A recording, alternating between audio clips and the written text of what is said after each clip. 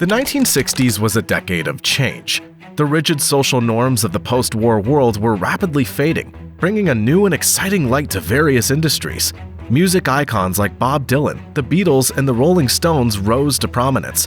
The hippie movement was flowing, and the notorious Woodstock Festival closed out the decade with a bang.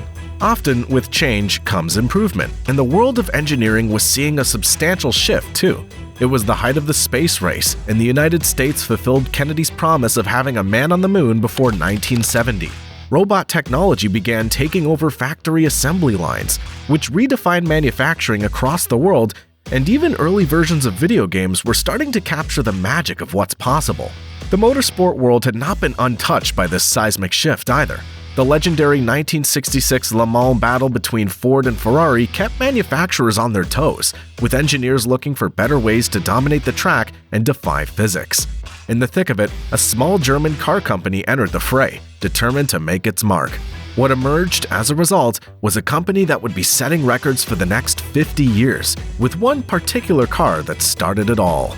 It would be featured in a legendary Hollywood film, and eventually draped in some of the most iconic liveries the world's ever seen.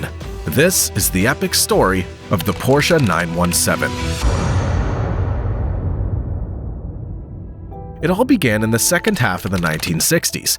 Back then, Porsche wasn't really known for designing ultra-luxury cars, like it is today. They didn't have a very big budget. Instead, it was a humble German manufacturer that had never won a world sports car championship. Porsche also struggled because of the lack of leadership, as two families were in dispute over the company's ownership. Eventually, one young man emerged victorious from this dispute. By 1965, he had taken over Porsche product testing and development. His name was Ferdinand Piëch. Now, Piëch was not your average engineer. He was actually the grandson of Ferdinand Porsche himself, the founder of the company. Later in his career, Piëch would go on to achieve greatness, such as designing the legendary Audi Quattro and becoming the head of the Volkswagen Group. But back in the 1960s, the ambitious 20-something Piëch only had one goal. He wanted to win the grueling 24 hours of Le Mans. His journey began in 1967, following a change in racing regulations. The motorsport governing body had decided that cars had become too fast, too expensive, and too dangerous. As a result, they limited the engine capacity to 3 liters. The regulations also stated that if a manufacturer could produce 25 vehicles that meet the race's safety standards, the capacity could be increased to 5 liters. Porsche realized that to reach the top, it would have to do a lot more than its existing 3-liter 908.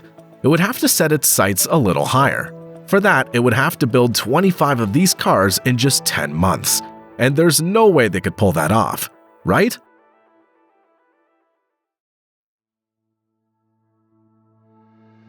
Failure was not an option for Porsche, so for the next few months, it was all hands on deck, with nearly every employee being put to work on creating these cars, even the accountants.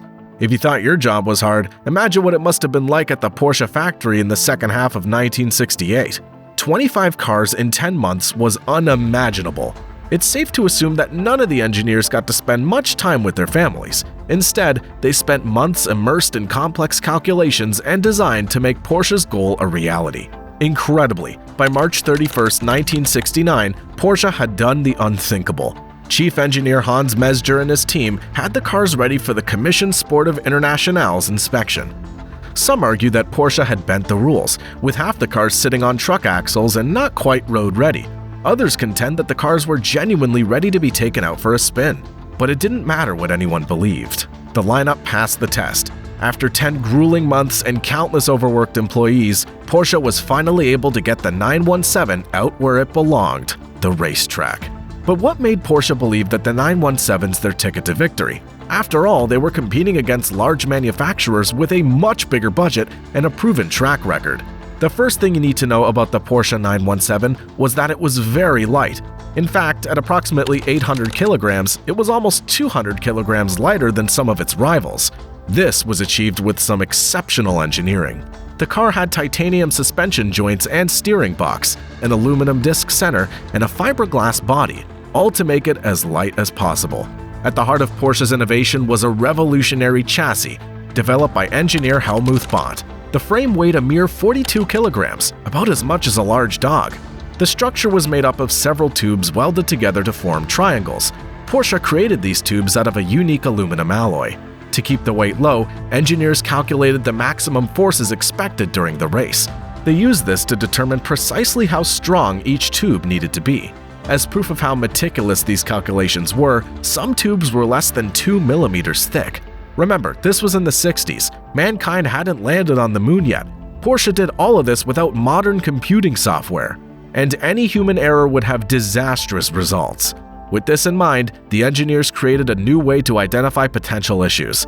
They pumped a pressurized gas into the frame tubing to test its tenacity. Any crack would cause the pressure to drop and signal that something was wrong. With all these lightweight elements put together, it was Porsche's first 12-cylinder engine, which produced 580 horsepower. Each unit took 160 hours to complete, and much like the chassis, was made up of some exotic alloys.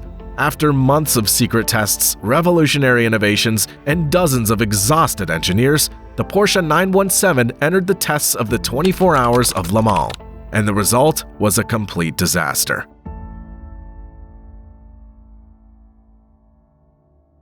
Now, let's make one thing clear. When the 917 hit the road, there was no doubt it was fast. One unit even managed to clock over 380 kilometers an hour on the Mulsanne Straight. Still, drivers were hesitant to get behind the wheel. Many of them opted to drive the 908. It turns out the 917 was unreliable, and to put it mildly, hard to handle. Piège's determination to design a car with as little drag and downforce as possible created an undrivable bullet. This became clear when the cars rolled into the pits at the 1969 Le Mans. One 917 failed to even start. Another one saw tragedy strike soon after. British driver John Wolfe had a massive crash on lap 1. He lost his life on the sport. Of the two 917s that continued, one experienced an oil leak in the 15th hour, and another lost its clutch 2 hours before the end of the race. After the race, British driver Dickie Atwood said he was scared for his life. Despite being in the lead for several hours, he was actually relieved when the car finally broke down. The most apparent issue was that the car lacked the pressure on the bodywork to keep it on the ground. As a result, its rear end wobbled, and on the high-speed Mulsanne Straight, the car swerved all over, seemingly at random.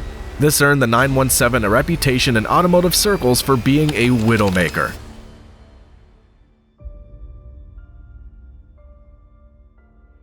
All of these assessments were, of course, made in retrospect. Without modern software, it was difficult for even the ingenious Porsche team to understand what was going wrong. Piège had poured in a massive amount of money to build the 917, and its colossal failure would be the end of the road for the cash-strapped team. So despite the 917's reputation, Piège tied up with John Wyer from the Gulf-sponsored JW Automotive Engineering team. They were going to run the car in the 1970 World Championship.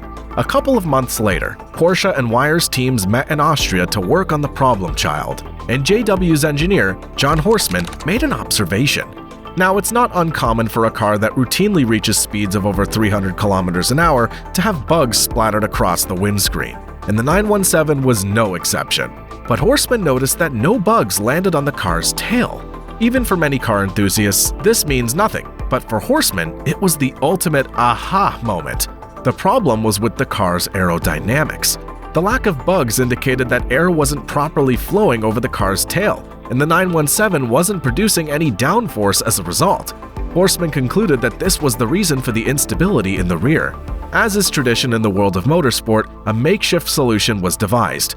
Armed with metal sheets, duct tape, and screws, Horstmann began dismantling the 917's long tail. That night, no engineer on either team went to bed. Instead, they redesigned the back of the car. They put aluminum sheets on the body over the rear wheel, all the way to the top of the tail fins. They hoped this would provide the downforce it so sorely required, without compromising speed. The new tail was more compact than the previous version. This led to the engineers terming it Kurz, the German word for short. As the sun rose over the Österreich Ring the next morning, driver Brian Redman was given a completely new car to drive, the 917K. Redman, who had been one of the car's biggest skeptics, took it out for a spin. When he returned to the pits, he was quoted as famously saying, "Now it's a racing car." Over the next few months, it was clear that nothing could contain the new 917K. The team had completely redesigned the back to include a wedge-shaped aluminum tail, along with several other modifications. The new car was a whole 5 seconds faster in each lap. On June 13th, the day of the 1970 Le Mans race, rain fell hard on the track. The storm that had been brewing in the days leading up to the race made the already challenging track even more difficult to navigate. But drivers Richard Atwood and Hans Herrmann seemed confident. The 917K, fresh off a victory at Daytona, was ready for the challenge. 24 hours later, Atwood and Herrmann had won Piëch and Porsche their first Le Mans. The following year went even better. Porsche made some adjustments, notably introducing a magnesium chassis that made the car even lighter. The car was also decked up in 2 iconic liveries, one of which was famously featured in the film Le Mans, starring Steve McQueen. Eventually, the drivers who emerged victorious were teammates Hayes van Lennep and Helmut Marko. Formula One fans might recognize Marko as the director of Red Bull Racing. The duo led the race for 11 hours and shattered 2 records that would, incredibly, hold until 2010. They finished at an average speed of 222.3 kilometers an hour and covered a distance of 5,335 kilometers. By the end of the season, the Porsche had gone on to dominate almost every race in the championship. The car had become so oppressive that the FIA was forced to ban the 917's 5-liter 12-cylinder engine, officially ending its reign. But by this point, Porsche no longer had a point to prove. Piëch had cemented himself as a visionary. Horseman had given fans a story they would remember for decades, and the team of engineers had delivered an unbeatable car in record time. Today, Porsche is the most successful manufacturer at Le Mans, with a total of 19 wins, proving without a doubt that some mistakes eventually pay off.